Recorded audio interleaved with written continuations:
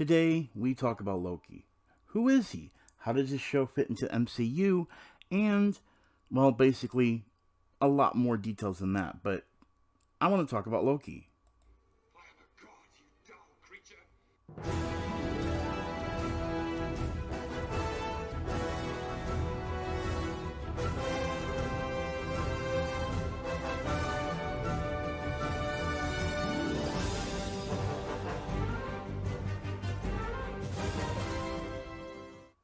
Welcome, fellow gear pothead, Joe Pop Putty Man here, and today, yes, we are talking about Loki. Had this poster sitting here waiting for this show to start, and boy, do we have a lot to cover. Now, I'm going to do the best I can to get this review out quickly and to go through every single Easter egg that I found throughout the episode. So, with that being said, let's get started. Now, before we go into any of the details I'm going to go to, the biggest thing I can ask you to do is hit that subscribe button, guys. Quick and easy, and really helps out. Alright, let's get started.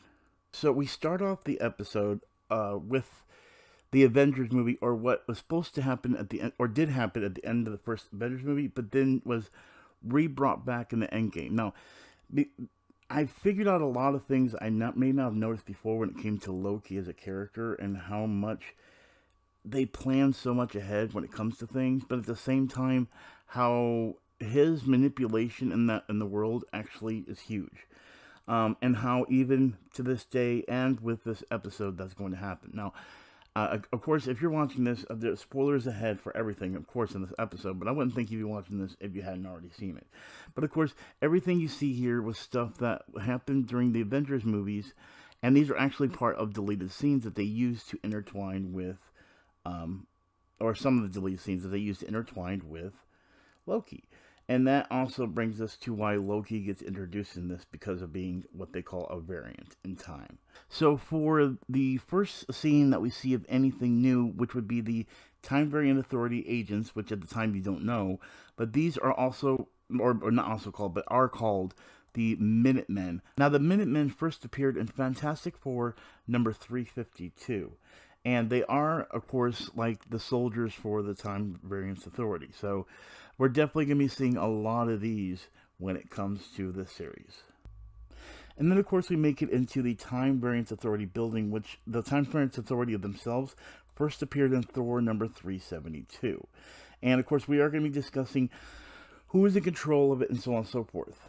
And that brings us to the Timekeepers. Now, the Timekeepers are a huge integral part. They control or watch the flow of time. There's only supposed to be one timeline, when at one point there were several timelines, but they decided they needed to fix it because multiple timelines made things become chaotic to where there was no structure. So the Timekeepers are the ones that actually do that, and they actually appeared in Thor number 282, where we actually see them helping control the flow of time. But this is also where I want to get into two things that we're going to notice. I brought up before Fantastic Four and Thor.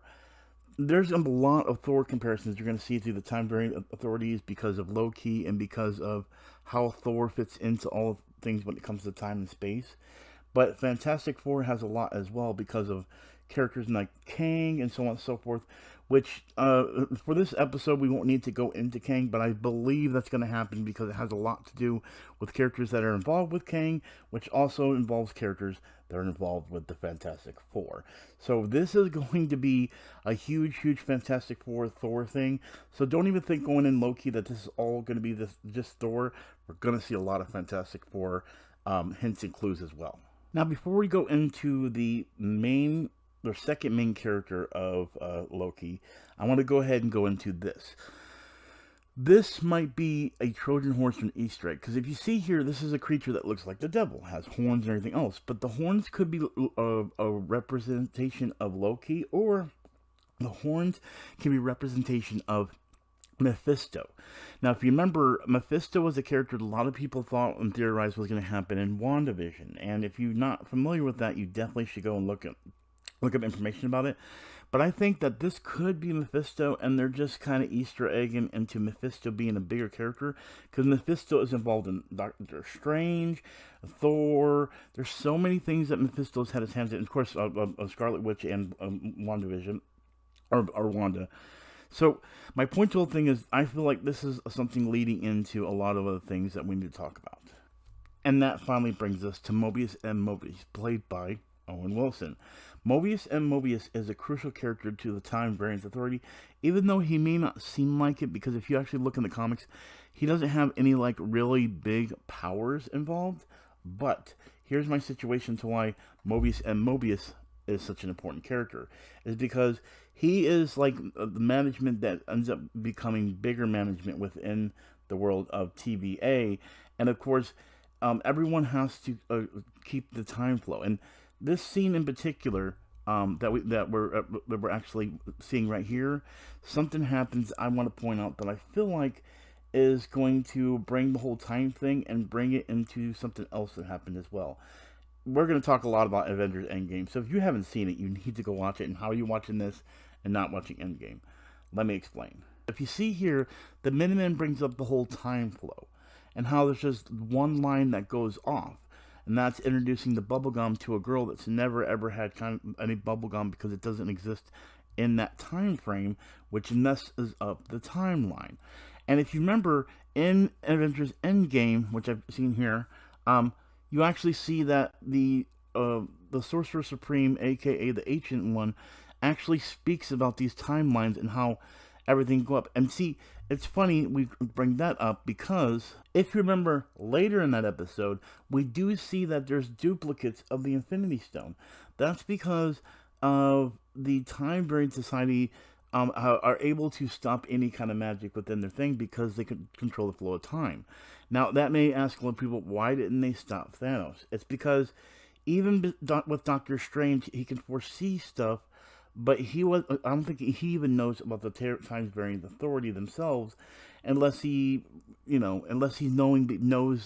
how much he can change time.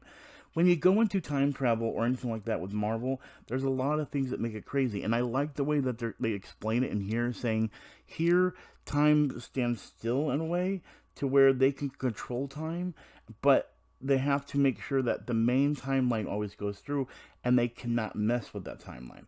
And that is where it comes into play, where I feel Loki in general has made so much time, and that's the reason why Mobius and Mobius, or Mr. Mobius, aka Owen Wilson's character, I'll be calling him Mobius at this point, is involved with bringing Loki in, because Loki's had a crucial part. You got to think about Loki was the one that brought the Avengers together by killing Coulson, and then of course Thor.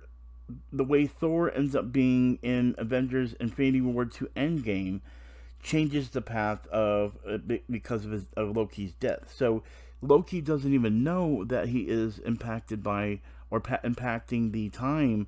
And I think what's happened is that now, because he knows, another version of himself is finding a way, which we're going to get into later towards the end of the episode. But let's get back to prior. Now we have what I think is Ravonna Lexus Renslayer. The rumor mill out there said that this was her, and she is a crucial character that has to do with another character named Kang. But again, we don't know. Apparently she's going to be a returning character within Loki. So the reason I bring this up is because I won't go into details of her first origins or anything like that. But I will state that this will fly right back to Kang and Fantastic Four as well, even though she is more suited in a king-like aspect or being related to a king. So I don't want to go into detail, but I think this might be her. And of course, you see the faces of the Timekeepers behind her. So I just wanted to touch on this. We'll get back to this probably in some later episodes. Now we get to Hunter B-15. Hunter B-15, I think, is a custom character because I've never heard of her.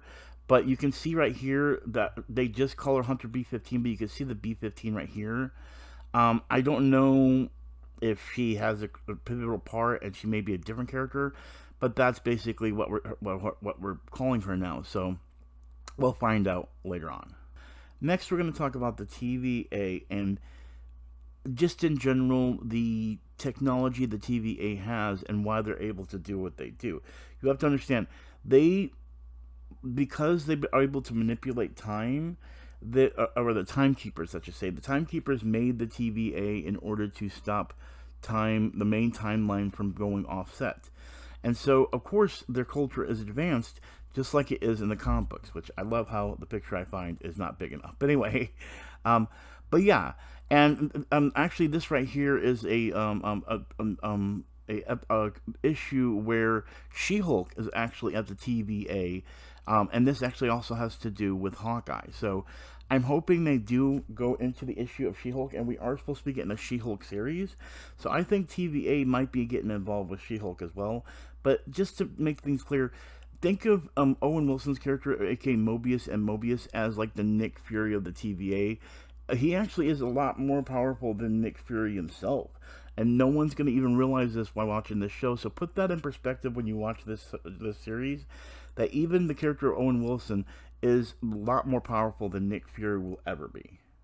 Next, we have the situation with the Avengers, and when it comes to his timeline. And now this is where, even though I kind of knew this, I didn't think about how much Loki influenced the Avengers coming together, and also at the same time how Loki was never really a bad guy, even though in the comics he's way more worse than he is in the movies. But I love how they're taking the character because of how great Tom Hiddleston plays Loki, that they're focusing so much more on the whole idea of him being something that's not mean, so to say, but that is a good character that wants to do good, but wants the power of doing good, if that makes any sense. But this also brings us into something else I had to do a lot of research on. Now we're going to get into a part that I had no idea what was going on, and I'm sure a lot of you guys didn't either, but I am here to answer those questions.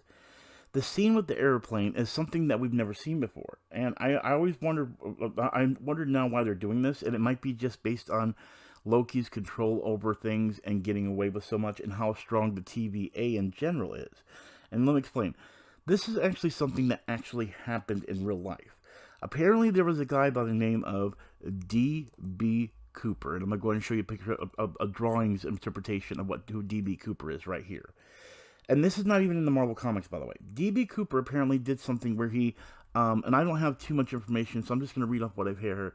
D.B. Cooper was a media empather for making a airplane heist from a Boeing 727, to where he actually used a bomb in order to access money, and then got away with the money. And to this day, the FBI, CIA, nobody has been able to identify this person, how he got away with it with the parachutes and everything else.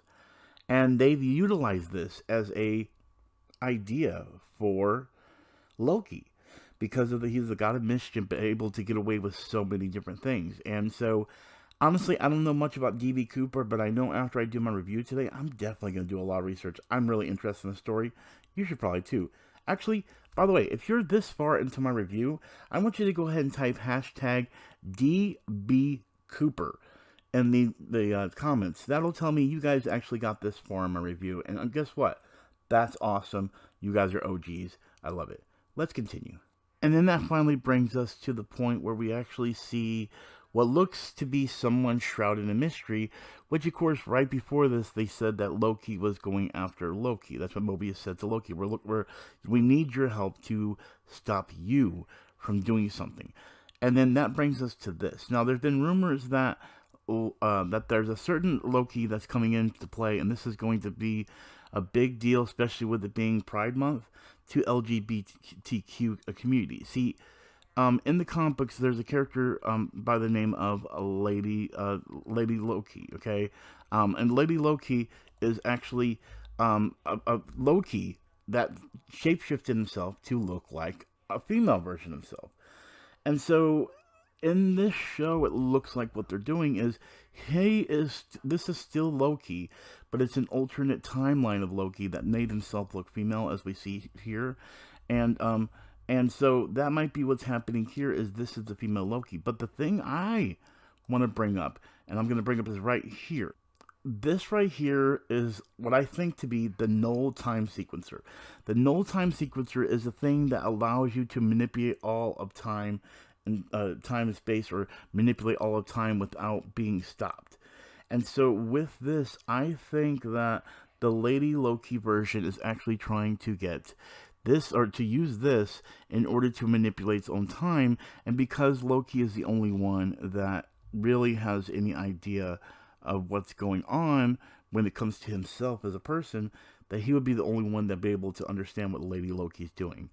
And that's pretty much it. That's how we end the episode here. There you guys have it. That's pretty much the setup in my eyes to what might be a lot of different characters, Kang, and of course the Lady Loki, and of course why Loki is involved with this now. So we're going to see a lot of things when it comes to Loki and his connection as a president, so on and so forth. And so, I can't wait to see what they're going to do with this, but this is going to actually manipulate and shape the MCU in so many ways that it might get confusing, and I'm hoping that the movies are going to be able to explain this a lot if you haven't seen the shows, but honestly, seeing the shows are going to be beneficial. So, anyway, that's it. That is my Easter eggs and review for Loki. Again, if you can, make sure you go ahead and hit that subscribe button, hit the like button as well, hit that notification bell, and comment below. Tell me what you guys thought of the review and Easter eggs. So anyway, as always, I am Putty Man with Gamer Potheads, and do not forget, roll ball tie score. Peace out, and I'll see you guys next Wednesday.